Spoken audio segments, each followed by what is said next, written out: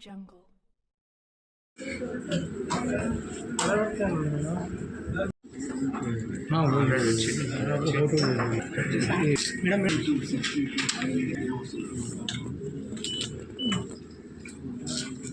ఈరోజు గౌరవ ముఖ్యమంత్రి గారు రేవంత్ రెడ్డి గారు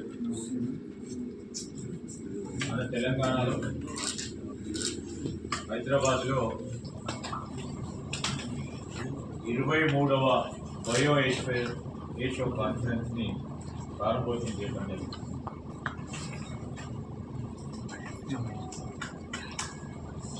ఈ బయో ఏషియో కాన్ఫరెన్స్కి సంబంధించి ప్రతి సంవత్సరం కూడా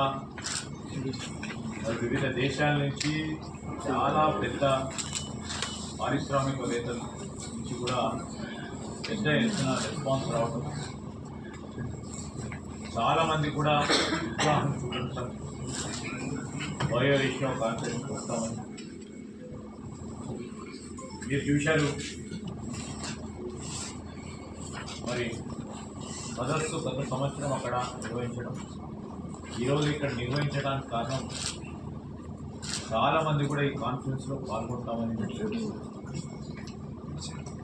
వీరందరినీ కూడా అకామిడేట్ చేయడానికి ఇలాంటి పెద్ద కన్వెన్షన్ హాల్ అవసరమని చెప్పడం కూడా జరుగుతుంది. ఈ బయో ఏషియా ప్రధానమైన ఉద్దేశం బయో అంటే టెక్నాలజీని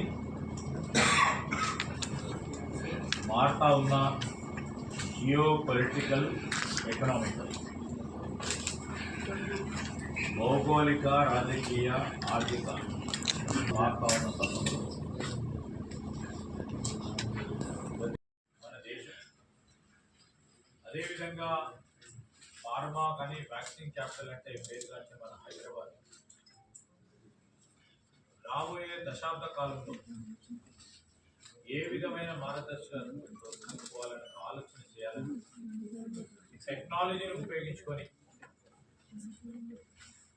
మన ప్రాంతంలో, మన రాష్ట్రంలో, మన హైదరాబాద్లో ఉంటున్న అనేక కంపెనీస్ ఏ విధంగా ముందంజలో ఒక విజన్తో బయో ఏషియా కాన్ఫరెన్స్ నిర్వహణ కార్యక్రమం తీసుకోవాలనే ఉద్దేశంతో ఒక ప్రకటన ఫార్మా కంపెనీ లైసెన్స్ ఇస్తాం. ఇంకో ప్రకారం మీరు అనేక సంస్థలు కూడా దీంట్లో ఉన్నాయి. సో టెక్నాలజీని, డొమైన్ ఎక్స్పర్టీస్ ఉన్న ఇండస్ట్రీ చేయాలనే ఒక సంకల్పంతో ఈ కాన్ఫరెన్స్ ముఖ్య ఉద్దేశం. అందుకోసమే మేము ఫలానా టెక్ బయో మారుతా ఉన్న టెక్నాలజీకి సంబంధించిన అంశాన్ని, కొత్త సాంకేతిక విప్లవం వస్తూ ఉన్న ఏ విధంగా రేపు రాబోయే కాలంలో మన రాష్ట్రం నుంచి ఈరోజు వ్యాక్సిన్ తయారు చేసే సంస్థలు కానీ, డ్రగ్స్ తయారు చేసే సంస్థలు కానీ, మెడిసిన్ చేసే సంస్థలు ప్రధానమైన మా ప్రభుత్వ ఉద్దేశం ఏంటంటే రేపు రాబోయే కాలంలో ఎవరికైనా ట్రీట్మెంట్ కానీ, ఎవరికైనా మెడిసిన్ కానీ అవసరం ఉన్నప్పుడు వారికి అందుబాటులో ఉండే విధంగా, అంటే అఫోర్డబిలిటీ మెయిన్ క్రైటీరియా ఉద్దేశం మా లక్ష్యం. ఇంతకుముందే ముఖ్యమంత్రి గారు చెప్పారు, ఈ 2 సంవత్సరాల కాలంలో ఎన్ని వేల కోట్లు ఈ రాష్ట్రానికి సంబంధించి ప్రత్యేకించి ఫార్మా రంగంలో పెట్టుబడులు వచ్చాయని చెప్పారు. 73,000 సంబంధించిన అంశం చూడండి. అంటే ఎవరు ఏం మాట్లాడినా, ఎవరు ఏ ఉద్దేశంతో మాట్లాడినా పెట్టుబడులు రావద్దు, వస్తే ఇబ్బందికరంగా చేయాలి, మా ప్రభుత్వ సంకల్పంను అడ్డుకోవాలని ఎంతోమంది ప్రయత్నం చేసినా సోషల్ మీడియాను ఉపయోగించుకొని ఈరోజు ఎంఓఈలు చేస్తే ఎంత పర్సెంటేజ్ ఎంఓఈలు అయినాయి, ఎంత పర్సెంటేజ్ పోయినాయి, ఈరోజు మా ప్రభుత్వంపై, మా నాయకత్వంపై, ముఖ్యమంత్రి గారిపై ఉన్న విశ్వాసంతో ఈరోజు పొద్దున ఇప్పుడే మరి ఒపెల్లా హెల్త్ కేర్కి సంబంధించిన ఒక ఫైనాన్స్ కంపెనీ చేసుకొని దినదినాభివృద్ధి చెంది ఇన్ని సంవత్సరాలు పూర్తి చేస్తున్న సందర్భంలో వారికి కూడా ముఖ్యమంత్రి గారి చేతుల మీదుగా వారి ఫెలిసిటేషన్ చేయడం జరిగింది. ఇలాంటి సంస్థలన్నీ కూడా మొన్న వచ్చిన మేము యాప్జైన్ తీసుకొచ్చాము ఇక్కడికి. ఒక సంవత్సర కాలంలో అతిపెద్ద లైఫ్ సైన్సెస్ ఫార్మా కంపెనీ ఎల్ఏఎల్ఈ అనే సంస్థ $1 బిలియన్ మేము 2000 మాట్లాడితే వచ్చే సంవత్సరంలో మేము ఆలోచన చేస్తామని చెప్పారు. సంవత్సరం పూర్తి కాకముందే వచ్చి వారు $1 బిలియన్ ఇన్వెస్ట్మెంట్స్ కూడా వారి ప్రకటన చేయడంతో పాటు మీరందరూ కూడా చాలామంది వచ్చారు. నిన్న సనోఫీ అనే ఒక ప్రధానమైన పెద్ద సంస్థ 2024లో పెద్ద ఎత్తున వాళ్ళు మొదలుపెట్టుకొని మరొక మారు 2026లో దాదాపు 4500 మందికి సంబంధించిన ఫెసిలిటీని క్రియేట్ చేసే క్రమంలో నిన్న ప్రారంభోత్సవం చేయడం జరిగింది. సో ఇవన్నీ కూడా ఒక పాజిటివ్గా ఈ రాష్ట్రానికి సంబంధించిన ఆర్థిక వ్యవస్థలో వారు కూడా ముందుకొచ్చి ఈరోజు ప్రధానంగా ఇక్కడ ఉంటున్న యువత తెలుస్తారనే ఒక ఆశాభావం, ఒక ఆలోచనతో, ఒక విశ్వాసం అనేక సందర్భాల్లో ముందుకు వెళ్తా ఉన్న సందర్భం ఈరోజు బయోవేష సందర్భంలో ఈ విధమైన ఇన్వెస్ట్మెంట్స్ కూడా అనౌన్స్ చేయడం చాలా శుభ సంకేతం. ఎందుకంటే చాలామంది కూడా ఈ విధంగా రావడం చేస్తూ ఉన్న ప్రయత్నానికి ఫలితాలు కనబడతా ఉన్నప్పుడు చేస్తూ ముందుకు సాగాలనే ఒక ప్రోత్సాహం ఇస్తూ ఉన్న కంపెనీ ఇక్కడ పెట్టుబడులు పెట్టి మన ప్రాంతానికి సంబంధించిన మన ప్రాంత వాసులకు ఉపాధి కలిగిస్తూ ముందుకు నడుస్తూ ఉన్న పరిశ్రమలకు కానీ ఈరోజు స్థానికంగా మన తెలంగాణకు సంబంధించిన సంస్థలు పరిశోధనలు కానీ దానికి సంబంధించిన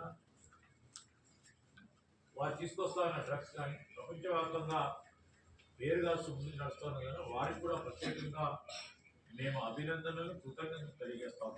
ఎందుకంటే ఈరోజు ఈ ఈకో సిస్టంలో పాత్రదారులు మాతో పాటు ముందుకు నడుస్తూ ఉన్న ఆ పారిశ్రామికవేత్తలు ఈరోజు వివిధ పరిశ్రమల్లో పనిచేస్తూ ఉన్న మన యువత కాదు యావత్ ప్రపంచంలోనే ఆదర్శంగా నిలబడి ముందుకు పోతా ఉన్న తరుణంలో వారికి కూడా నేను కృతజ్ఞతలు తెలియజేస్తూ ముందు కూడా రాబోయే కాలంలో మారుతా ఉన్న వివిధ అంశాలను కూడా దృష్టిలో పెట్టుకొని రాబోయే దశాబ్ద కాలంలో కూడా టెక్నాలజీని ఉపయోగించుకొని మొదటి స్థానంలో ఉండాలి, ప్రపంచానికి ఒక రాజధానిగా నిలబడాలనే ఉద్దేశం cabinet immediately by this academic year will be going to start. For the past 1 year, we are trying to infuse this sort of a platform. And recently we have launched OneBio, a platform where synthesis can take place, where we give the facility from incubation. It will lead to, and many startups new thoughts can be incubated if they have an idea, and this can move forward. For example, if you see the new era, new trend, I think what is being required in terms of the life sciences is biology, where we are trying to put our efforts, our energies, ways to come up with a niche product, niche solutions. This is the platform where they can incubate. And the platform what we are creating, we have already created the Genome Valley OneBio, just exactly 3 months back. And many people are showing their interest to incubate their ideas to come to solutions. So how do you scale up the skill? Why we are bringing the life sciences to the university, what we are trying to do. We will try to integrate and embrace the domain expertise of the pharma or the life sciences with the technologies. And the people who get admission over here will have the greatest exposure. They will be having field trips to different universities all over the world, for the short term and the long term. And the people who are working in the pharma companies or the life sciences, who are already working over there in order to upgrade their knowledge skills, upskill their knowledge skills. That's how where the technology will also be involved.